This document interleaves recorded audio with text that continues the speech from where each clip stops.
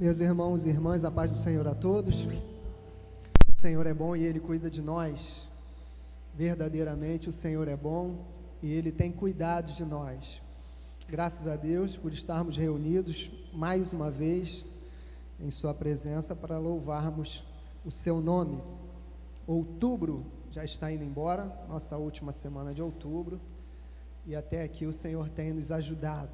Bendito seja o nome do Senhor por todas as bênçãos que temos recebido.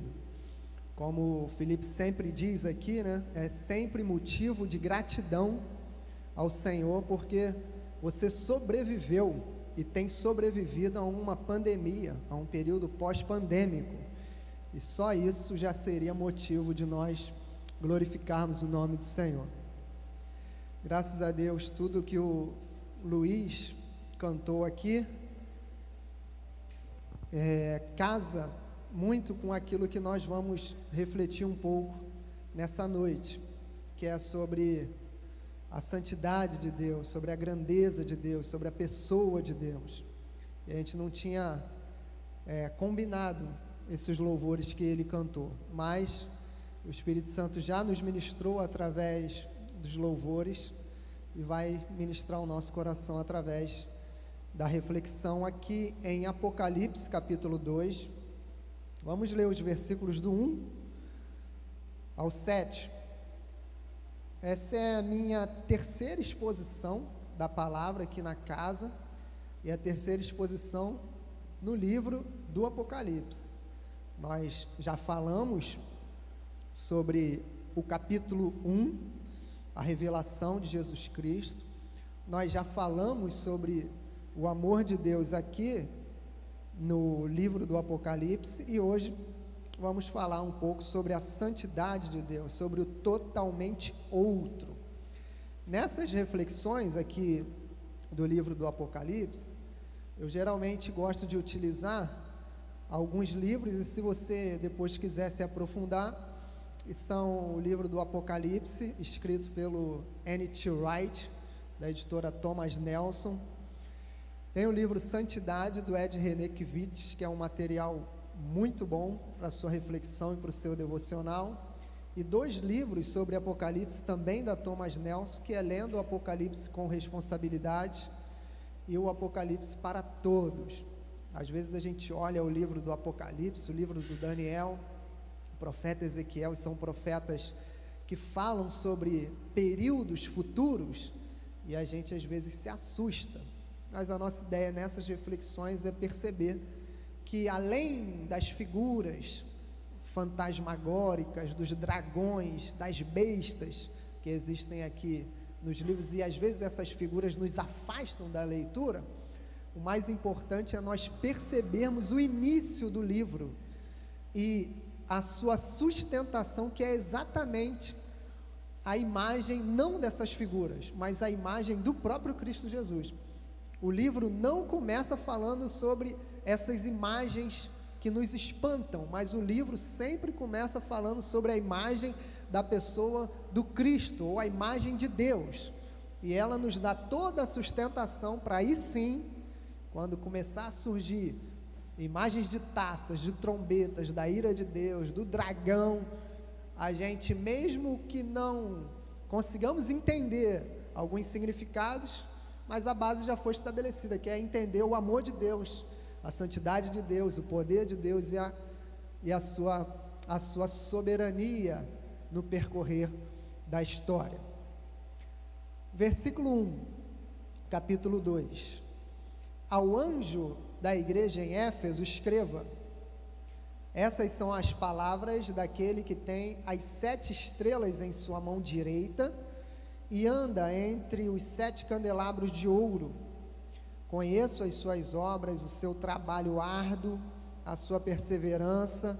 Sei que você não pode tolerar homens maus, que pôs à prova os que dizem ser apóstolos, mas não são, e descobriu que eles eram impostores. Você tem perseverado e suportado os sofrimentos por causa do meu nome, e não tem desfalecido.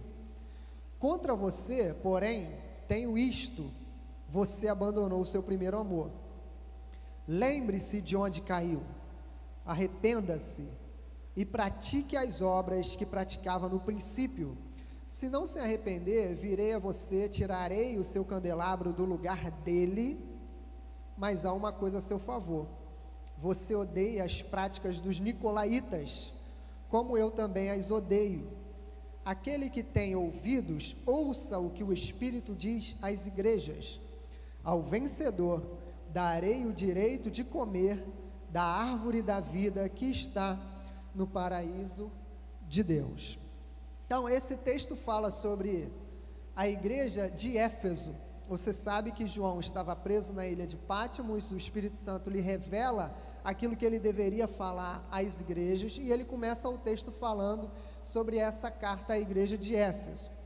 A igreja de Éfeso, quando você lê o livro de Atos, a partir do capítulo de número 18, você vai perceber que é uma igreja que é iniciada a partir dos discípulos, especialmente o apóstolo Paulo, alguns amigos de Paulo, como Priscila e Áquila, e também, ali no capítulo 18 de Atos, o apóstolo Paulo, quando está em Éfeso evangelizando, pregando, ensinando, discipulando, ele conhece uma outra figura poderosa no Novo Testamento, que é um homem chamado Apolo. Então Paulo une forças com essas figuras, com esses personagens, e aí ele inicia a igreja ali em Éfeso. Éfeso era uma cidade provavelmente bastante cosmopolitana, com cerca de 250 mil habitantes ali naquela época, uma cidade central, tanto no comércio, quanto nas comunicações entre os turistas que passavam por ali. Então era um ponto de contato, um ponto de encontro, totalmente favorável ao evangelho e ao discernimento que Paulo procurava entre todas as cidades que ele passava, para que o evangelho do reino de Deus ele fosse estabelecido. Então, quando ele chega nessa cidade, ele vê uma ótima oportunidade. Primeiro, que é uma cidade de turistas, uma cidade de encontros, e uma cidade também muito espiritual, ou seja, muito religiosa, uma cidade com muita religiosidade. É nessa cidade que ele encontra um dos seus maiores desafios, porque era adorado na cidade uma deusa chamada Diana, a Diana dos Efésios, ou a Artemis.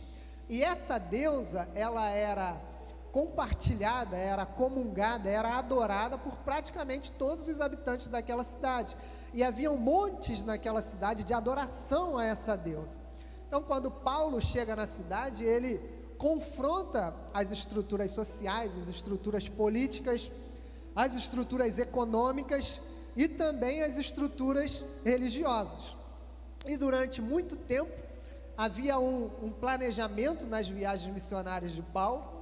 Ele tinha uma agenda, o momento de entrar e o momento de partir para outras localidades, mas ele percebe a oportunidade dentro dessa cidade e percebe que o Espírito Santo está abrindo portas para ele dentro dessa localidade. Então ele estende um pouco o período de discipulado que ele ficaria ali.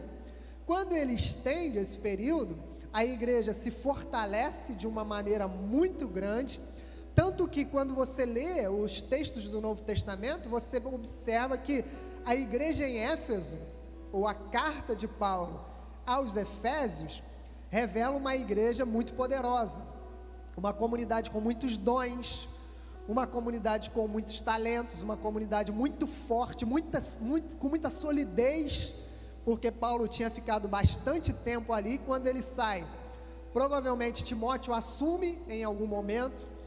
Quando ele sai, provavelmente o próprio Apolo continua o ministério de evangelização, discipulado ali. Então, quando você chega no livro de Atos e quando você lê o texto de Paulo aos Efésios, você observa uma igreja muito forte, uma igreja muito sólida.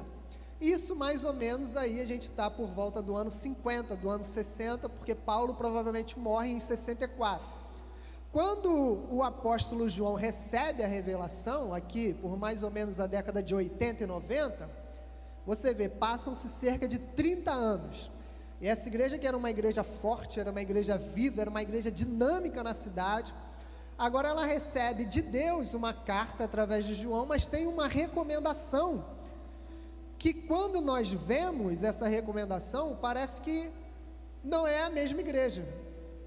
Uma igreja que era viva, que era dinâmica, que era poderosa, agora recebe uma revelação com mais ou menos 30 anos apenas de distância do período de Paulo e agora do período de João, dizendo que, olha, vocês têm muitas qualidades. O texto começa dizendo no versículo 2: eu conheço as suas obras, eu sei o trabalho duro de vocês, eu sei a perseverança de vocês, eu sei que vocês rejeitam aqueles que se dizem apóstolos, mas não são. Eu sei que vocês rejeitam as obras dos nicolaítas, que também era um grupo que disseminava heresias, disseminava palavras que não eram palavras proféticas e palavras que eles aprenderam com o apóstolo Paulo. Eu sei que vocês rejeitam esses grupos, eu sei do trabalho de vocês, da perseverança de vocês, da força de vocês, eu sei que vocês perseveraram nos sofrimentos, porém, eu tenho uma repreensão a vocês: vocês deixaram o primeiro amor. No versículo 4 ele diz: vocês abandonaram o primeiro amor. A repreensão que eu tenho para vocês é que vocês devem se arrepender, vocês devem se lembrar do momento que vocês caíram, da etapa que vocês abandonaram, da jornada que vocês deixaram para trás, e vocês precisam voltar, fazer as obras que vocês praticavam no princípio, porque se vocês não se arrependerem, eu virei a vocês, contra vocês, e removerei o candelabro do meio de vocês. Então Deus dá uma repreensão a essa igreja, dizendo: olha, abram os olhos, vocês trabalharam demais, vocês perseveraram demais, vocês evangelizaram demais, vocês suportaram os sofrimentos durante esses anos, durante essas décadas, porém, vocês abandonaram o primeiro amor. E aí a imagem que nos vem à memória é exatamente uma igreja que chegou num momento de comodidade, uma igreja que chega num momento onde ela imaginava que já sabia tudo de Deus, ela já imaginava que já sabia tudo de Cristo e que não havia mais degraus a serem subidos, momentos e etapas a serem alcançadas. E mesmo com essa repreensão de Deus falando para ele: olha, eu vou tirar o candelabro. Quando você olha hoje a história da igreja de Éfeso, sobraram apenas arqueologias, sobraram apenas momentos históricos, porque lá na cidade, que antes estava estabelecida uma igreja firme, poderosa, respeitada na cidade, o que você vê hoje em Éfeso, o que você vê hoje nas viagens turísticas àquele lugar, é apenas arqueologia, ruínas, história, porque Deus realmente removeu o candelabro do meio deles, e aí a igreja naquele lugar, naquela situação, naquela região, se dissipou, encerrou, virou arqueologia. Então, quando a gente olha aqui esse texto do Apocalipse, a primeira imagem que vem à minha mente, quando Deus fala para nós voltarmos às primeiras obras, e nós não abandonarmos o amor, não abandonarmos o primeiro amor, é nós percebermos que na caminhada com Deus, nós entendermos que nessa caminhada com Deus, sempre vai haver momentos para nós continuarmos aprendendo sobre a santidade dele. Uma igreja que tinha caminhado com Paulo, talvez havia chegado num momento que eu aprendi com Paulo, eu aprendi com Apolo, eu aprendi com Pedro, eu aprendi com Timóteo, então não há mais o que aprender, não há mais o que crescer, não há mais o que fazer. Nós trabalhamos muito, nós perseveramos muito, nós caminhamos muito, então não há mais o que alcançar. Mas Deus está falando para eles que sempre há mais, que não adianta viver da história, do passado, do que fez, não adianta viver daquilo que a geração conquistou, porque na caminhada com Deus, para nós nos mantermos firmes, a imagem que vem dentro de nós na jornada com Deus é olhar a santidade de Deus.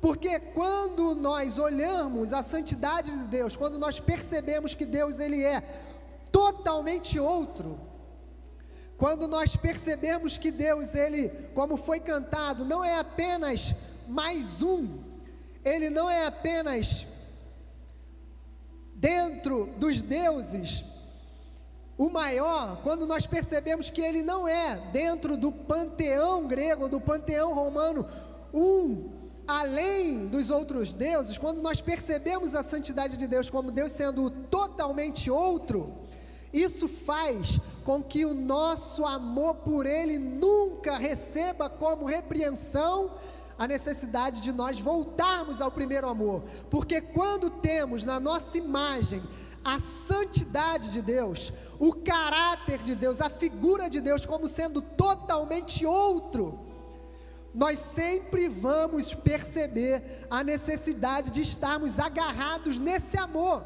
e nunca precisar voltar ao início, porque sempre estaremos no início desse amor. Então, geralmente quando você ouve falar sobre santidade, especialmente nesse período, como o Luiz disse, de polarização política, quando você ouve a palavra santidade, qual é a primeira imagem que vem à sua mente? Na maioria dos evangélicos, a primeira imagem que vem é moralidade, ou separação. Quem é santo é quem é moralmente puro. Quem é santo é quem é totalmente separado. Quase que aquela ideia da Idade Média dos monges medievais que precisavam viver dentro dos castelos ou dentro de desertos, quase que como a imagem do apóstolo João Batista, do profeta João Batista, porque santo, para a maioria dos cristãos, dos evangélicos, é alguém completamente separado. Se tiver um aniversário em família, não posso ir, porque eu sou santo, eu não posso me misturar. Se tiver um casamento, se tiver um futebol, uma final da Libertadores, ele não pode participar, porque ele é santo. Ela é santa, é quase que uma freira, e ele é quase um sacerdote com uma auréola sobre a sua cabeça, porque enxerga a santidade como algo que é moralmente pura, é separado, é distante. Mas quando nós olhamos a santidade, essa ideia da santidade no Antigo Testamento, especialmente na Torá, a Torá ela traz para nós uma ideia de santidade um pouco diferente dessa questão de separação, dessa questão moral, dessa questão de polarização que nós estamos vendo hoje. A ideia da Torá, quando ela fala sobre a santidade de Deus, ela não traz uma ideia de um Deus que é moral, ou um Deus que está separado, mas ela traz a ideia de um Deus que é outro. Ela traz no hebraico a ideia de outramento. Por que outramento? Quando você lê o Deuteronômio, no capítulo de número 4, no versículo 38, o texto diz: reconheçam isso hoje, e ponham no coração que o Senhor é Deus em cima nos céus e embaixo na terra, e não há nenhum outro. Essa é a primeira ideia, a primeira imagem que o Antigo Testamento traz sobre a santidade de Deus. Deus é totalmente outro. Aí no capítulo 6, no versículo 4, ele ainda diz a Moisés: ouça, ó Israel, o Senhor, o nosso Deus, é o único Senhor. O Senhor, nosso Deus, ele é totalmente outro. Essas são as palavras que nós lemos na Torá. Essas são as dimensões da santidade de Deus. A ideia no 4:39 é: reconheçam. Não estou dizendo para vocês que existe um Deus na Babilônia, existe um Deus na Assíria, existe um Deus entre os caldeus, existe um Deus entre os persas, existe um Deus nas outras culturas, e o nosso Deus Israel é o maior. Não estou dizendo isso. Eu estou dizendo para vocês que Ele é outro, e Ele, por ser outro, Ele é único, e fora dele não há outro, porque o outro é só Ele. Ele é o único. Não é que existam outros, é que o outro é o nosso Deus Israel, e porque Ele é o outro, Ele é o único, e além dele, todos os outros são falsos, porque o único outro é Ele. A ideia que Moisés recebe da parte de Deus é para que Israel olhasse os caldeus, os babilônicos, os assírios e todos os povos ao redor do Sinai, e percebesse que todos os outros deuses eram falsos, porque o único, o outro, o verdadeiro, o poderoso era o Deus de Israel. Ele era o único Deus, o verdadeiro Deus e o totalmente outro. Então, a ideia aqui na Torá é trabalhar a santidade de Deus como essa experiência de outramento. E quando nós mergulhamos na figura de Deus, olhando Ele como sendo totalmente outro, nós percebemos que como pode esse Deus que é totalmente outro, esse Deus que é único, que é o Criador dos céus e da terra, que é Deus em cima nos céus e embaixo da terra, o Criador de todas as coisas, Ele decidiu se revelar. E quando nós percebemos que esse Deus totalmente outro, único, Ele decide se revelar a nós, simples criaturas,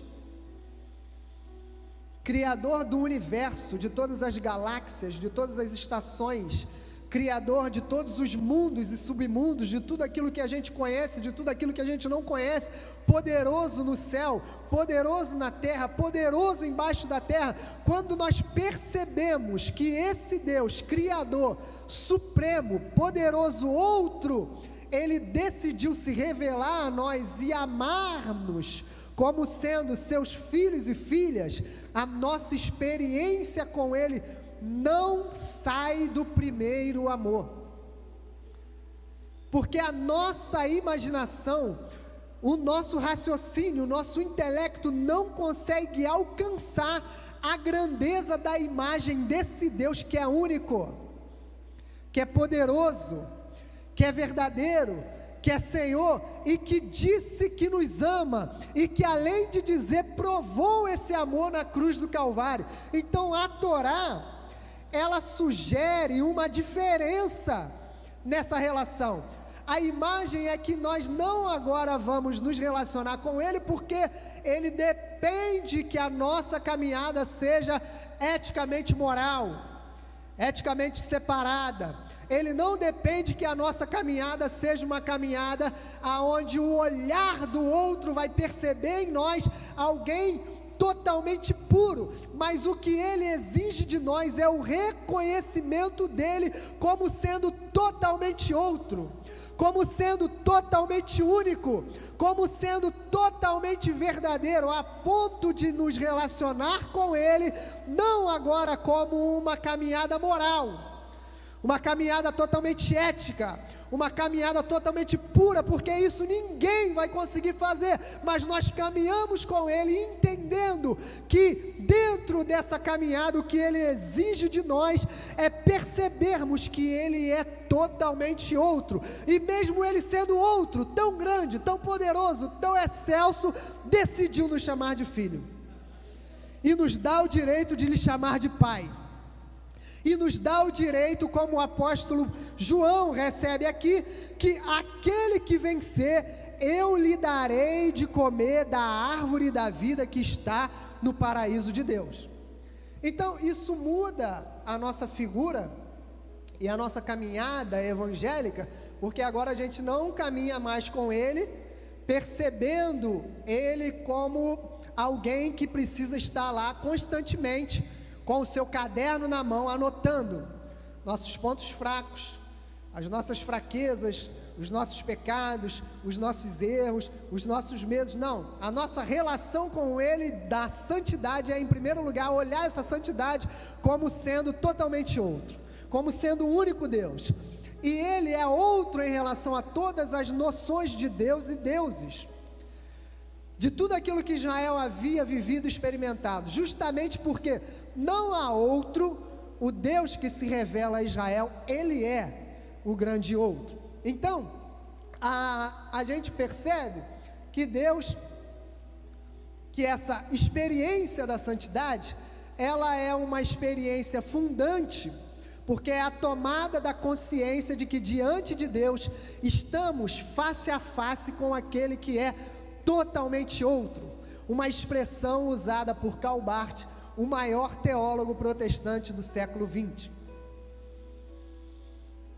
Quando Deus olha para a igreja de Éfeso e diz: olha, vocês abandonaram o primeiro amor, Ele não está falando sobre questões morais, Ele não está falando sobre questões éticas, Ele está falando para ele: olha, vocês deixaram de me olhar como sendo totalmente outro, porque dentro do coração de vocês, igreja de Éfeso, vocês colocaram outros deuses.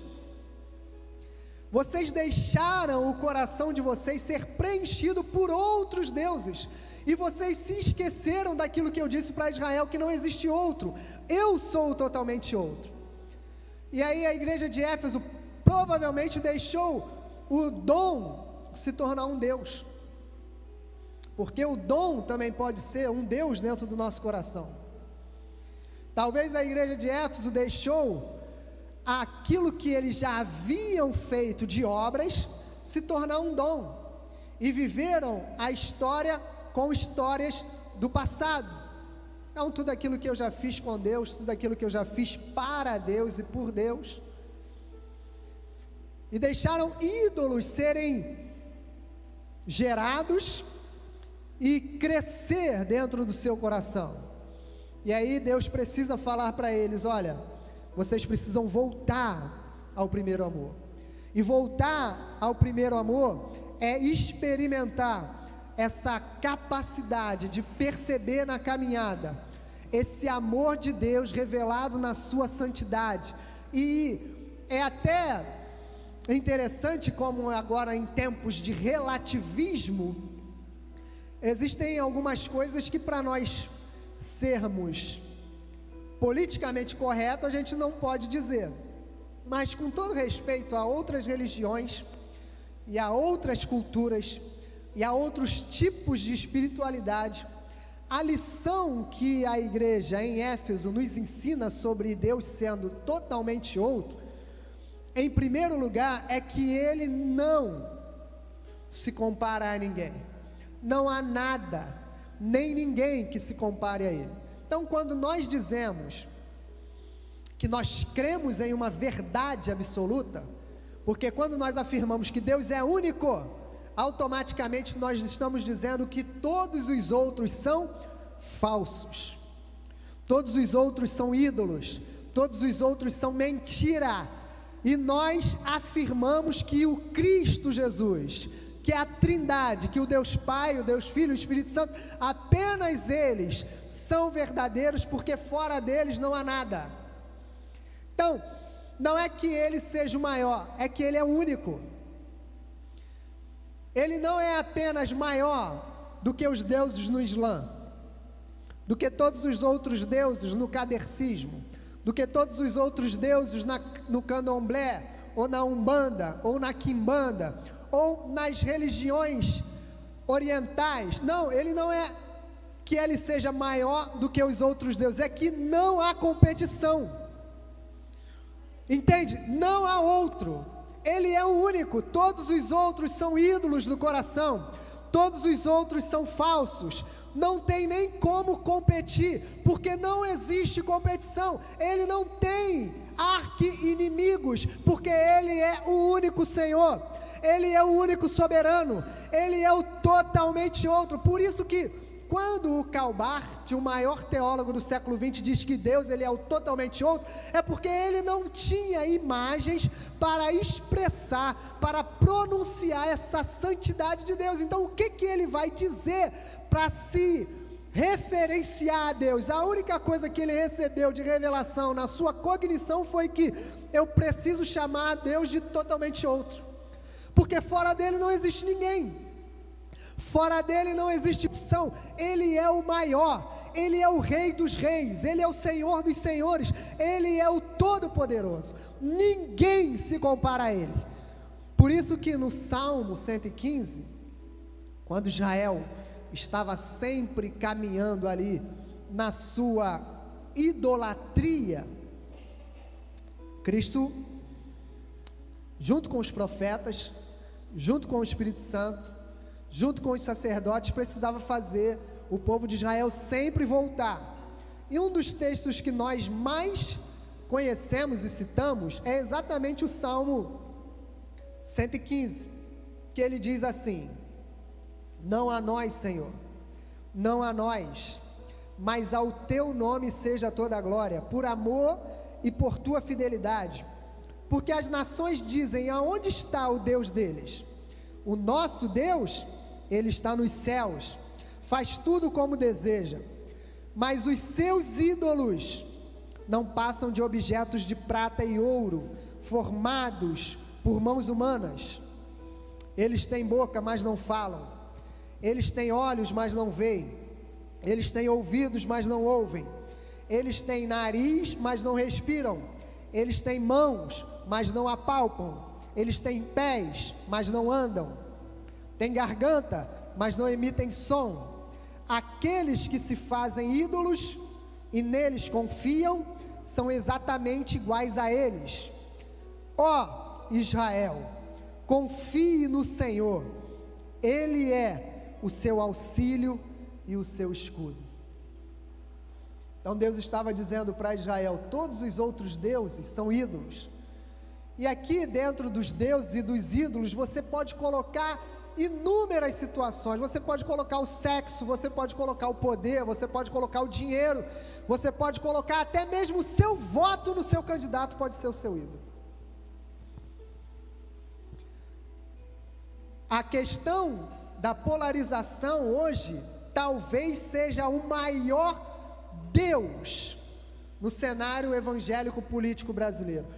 O nosso problema hoje na evangelização não é apresentarmos essa figura de Deus a um ateu, não é apresentarmos essa figura de Deus a alguém que é viciado em pornografia, em sexo ou drogas. Não, a nossa maior dificuldade hoje talvez seja na exposição de alguns textos, porque se eu falar aqui sobre amor, sobre justiça, sobre socorrer os pobres, quem tem a sua ideologia política como ídolo vai falar que eu sou esquerdista.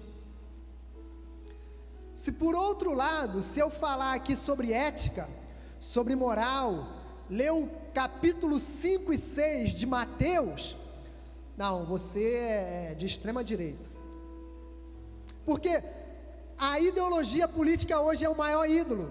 E Deus está dizendo para você, que está aqui ou que está em casa, e que colocou o A ou o B como o Senhor do seu coração, Deus está dizendo para você: contra você eu tenho isto, o seu primeiro amor. Você deixou de enxergar a Deus como totalmente outro, você deixou de enxergá-lo como alguém que não pode receber comparação de ninguém, porque acima de A ou de B, ou de qualquer ideologia, ou de qualquer Deus, está o nosso, e Ele não pode ser comparado com nada, com ninguém, porque Ele está acima de tudo e de todos. E mesmo estando acima de tudo e de todos, decidiu caminhar ao nosso lado. Olha como que é um paradoxo e um contraponto. Ele é totalmente outro, ele é separado, ele é superior, ele é supremo, mas o que o Novo Testamento diz? Que ele caminha no meio de nós, Ele caminha conosco. Então, mesmo usando essa imagem, essa figura da distância, ao mesmo tempo Ele nos traz para a proximidade. Então, como é que você vai entender? Não tem como entender. É o paradoxo mesmo, do Deus que está acima, mas está entre nós. No Deus que é poderoso, mas nos chama de filho. No Deus que é rei, mas diz que tem promessas para nós, se nós caminharmos até o final com Ele. E mesmo Ele dizendo que é para aquele que caminhar até o final, o apóstolo Paulo diz que Ele já nos garantiu, Ele já nos predestinou. Mas como que pode, se Ele diz que Ele nos predestinou, mas ao mesmo tempo existem textos dizendo que nós precisamos caminhar e abraçar e nos firmar, porque senão a gente perde a fé? Então também é um paradoxo. Você não vai entender essa grandeza de Deus, você não vai entender essa soberania de Deus, até porque Santo Agostinho dizia que se você entende, não é Deus, porque Deus não é da ordem do entendimento, Deus não é da ordem da compreensão, Deus não é da ordem da razão, Deus não é da ordem da cognição, Deus não é objeto para ser estudado. E essa singularidade do Deus que se revela na tradição de Israel implica a exclusividade na relação com Ele. É por isso que aqui no Salmo 115, Deus dizia a Israel: olha, todos os outros são deuses, a exclusividade da relação é comigo. Abandonar o primeiro amor é colocar outro nessa relação, e nessa relação não há espaço para mais ninguém. É uma caminhada entre você e Deus, entre o noivo e a noiva. Não pode incluir outro nessa relação. É por isso que lá no Evangelho ele diz que você não pode servir a dois senhores. Você não pode servir a Mamon e a Jesus Cristo. Você não pode servir o sexo e a Jesus Cristo, ao vício e a Jesus Cristo, ao trabalho e a Jesus Cristo. Ele quer, Ele requer, Ele deseja a exclusividade nessa relação. Então, perceber a santidade de Deus como Ele sendo totalmente outro, significa que dentro dessa relação Ele quer exclusividade. E em terceiro lugar, essa singularidade de Deus, ela implica também a perplexidade. Diante do Deus incomparável, nós ficamos perplexos. Foi exatamente isso que a igreja em Éfeso precisava resgatar. Essa imagem da perplexidade. Perder o primeiro amor, ou abandonar o primeiro amor, é perder essa ideia da perplexidade diante de Deus.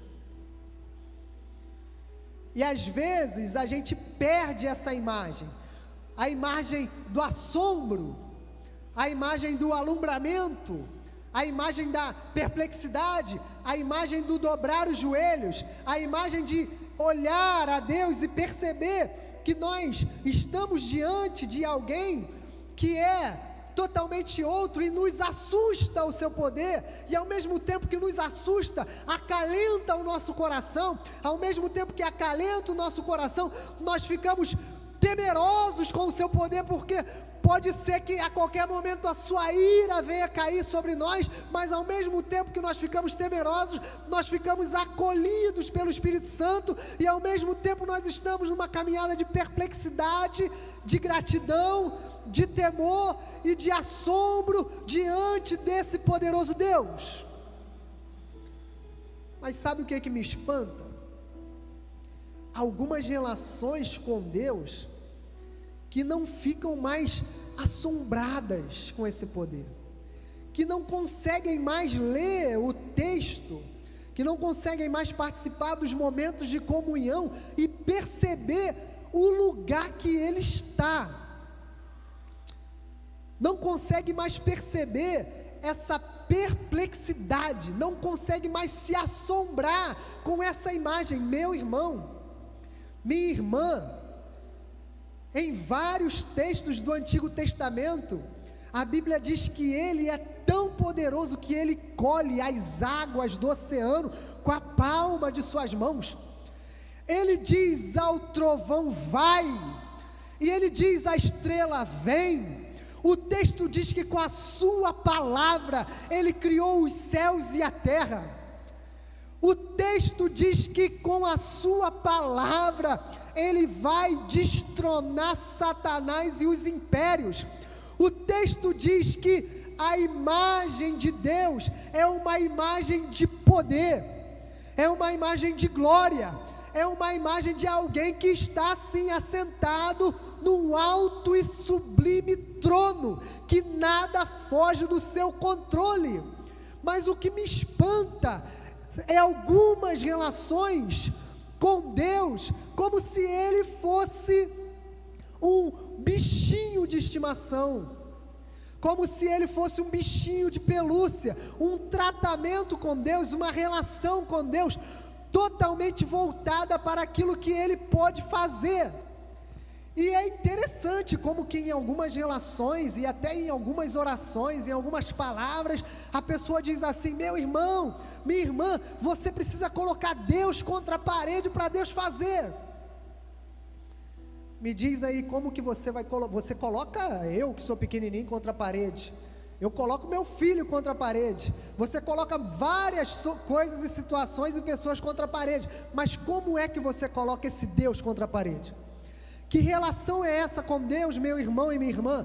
Que relação com essa é com Deus, que não consegue mais se assombrar, que não consegue mais se espantar? Lê a crucificação, os atos da crucificação, Cristo recebendo as chibatadas, Cristo recebendo as espinhas, Cristo indo para a cruz, e não consegue mais se assombrar, não consegue mais ficar perplexo diante dessa imagem, não consegue mais olhar essa situação e perceber a grandeza dessa situação, não estranha mais, porque isso virou comum, perdeu o primeiro amor.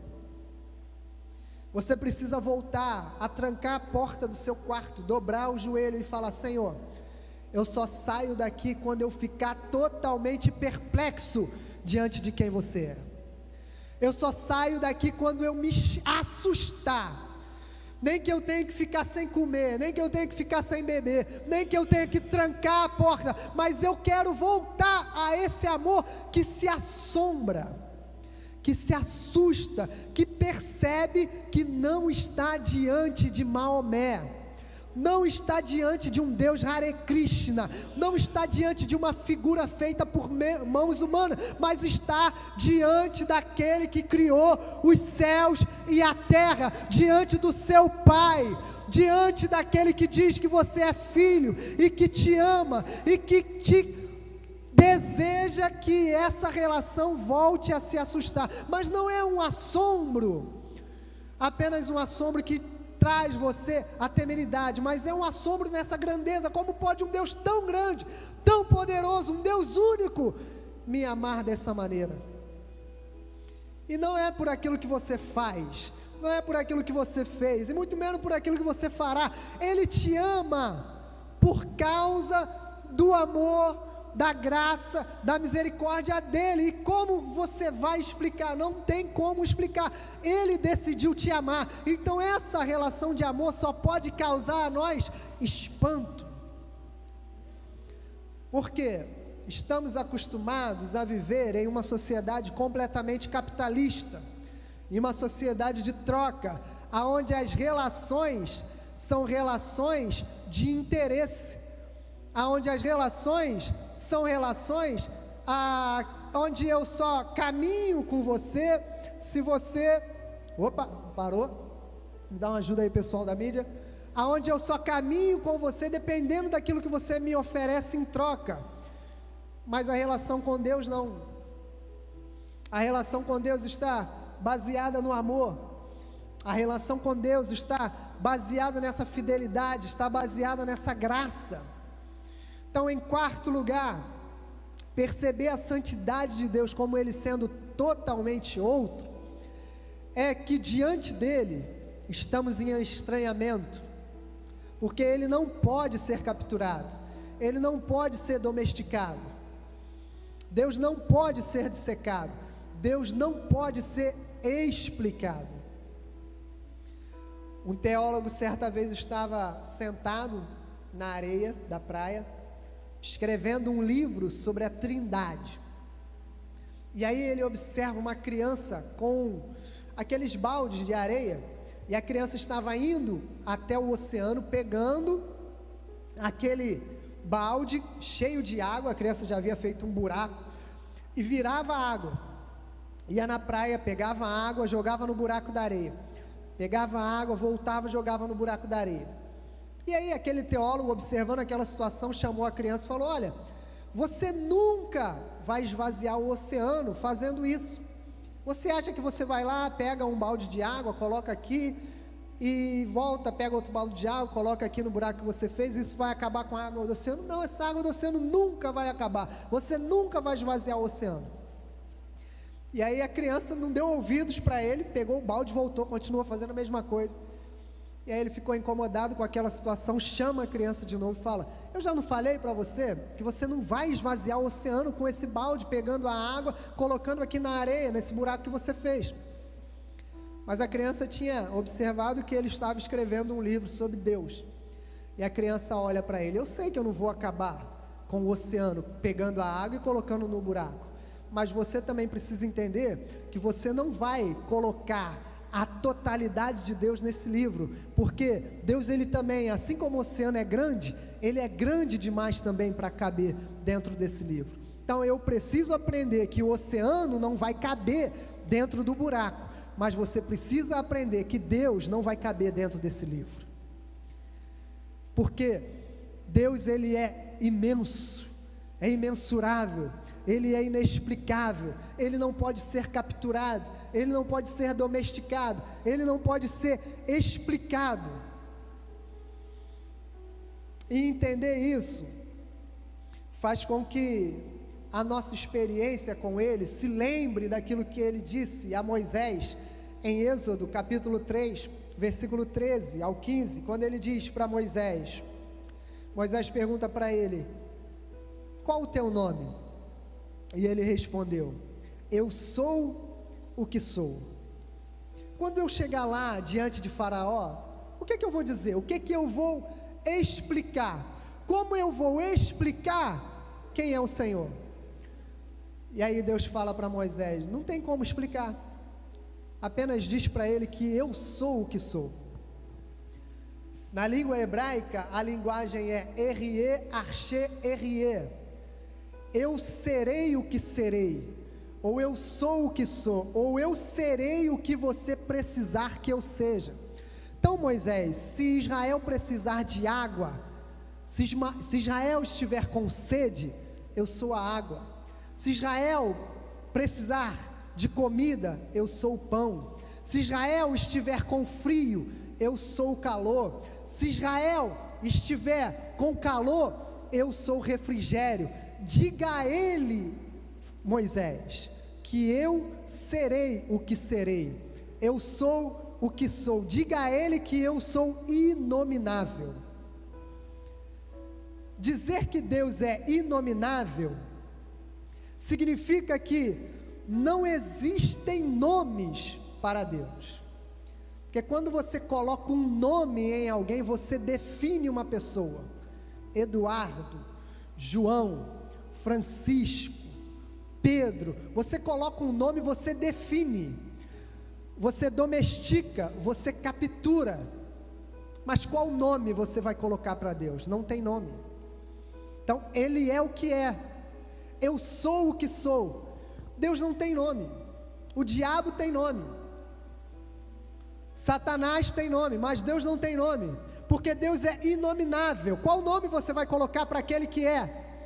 Qual nome você vai colocar para o eu sou? Então como é que Israel chamava a Deus no Antigo Testamento? Israel aprende que ele é o que é. Por isso que você vai ver figuras no Antigo Testamento assim: Jeová Jireh, Jeová Shammah, Jeová Tsabaô, Jeová Shalom, Adonai. Porque no Antigo Testamento nós temos pelo menos 73 nomes para se referir a Deus. E além desses 73, toda a Bíblia existem diversas outras menções de nome de Deus, porque Ele não tem um nome, Ele é inominável. Então, talvez, em alguma revelação, para você Ele vai ser o Chamar, para você Ele vai ser o Jireh, para você Ele vai ser o Elohim, para você Ele vai ser o Deus dos deuses, o Senhor da guerra, o Tsabaoth, o Deus da justiça, porque Ele é inominável,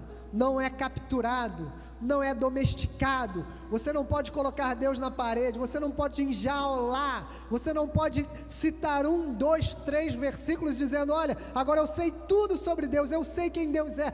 Isso nunca vai acontecer, porque nunca saberemos quem Ele realmente é, a não ser quando chegarmos na eternidade, porque aí sim, Ele vai se revelar a nós na eternidade, e de eternidade a eternidade saberemos quem Ele realmente é. Mas quando eu olho para Jesus, o texto do Novo Testamento diz que Ele revelou a pessoa de Deus. Ele revela uma parte da pessoa de Deus, mas Ele não revela a totalidade de quem Deus é. Cristo revela uma parte, uma imagem, assim como Deus disse a Moisés: olha, Moisés, eu vou passar ali na fenda, e você me verá, apenas uma brecha, pelas costas.